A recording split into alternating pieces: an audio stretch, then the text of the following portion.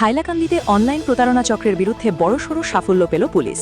মহারাষ্ট্রের কোলহাপুরের এক ব্যক্তির অভিযোগের ভিত্তিতে অভিযান চালিয়ে ৫ জন যুবককে গ্রেফতার করেছে হাইলাকান্দি পুলিশ।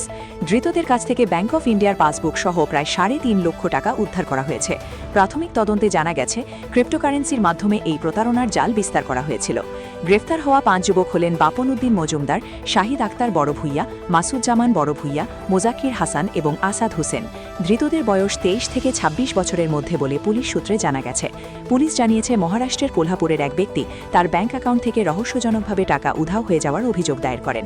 গত ২০ মে দায়ের হওয়া সেই অভিযোগের তদন্তে নেমে হাইলাকান্দি পুলিশ প্রথমে শহরের একটি বেসরকারি ব্যাংকের সিসিটিভি ফুটেজ খতিয়ে দেখে। তদন্তের সূত্র ধরেই প্রথমে গ্রেফতার করা হয় বাপন উদ্দিন মজুমদারকে। পরে বাপন উদ্দিনকে জিজ্ঞাসাবাদ করে এই প্রতারণা চক্রের মূল চক্রেই শাহিদ আক্তার বড় ভূঁইয়ার সন্ধান পায় পুলিশ।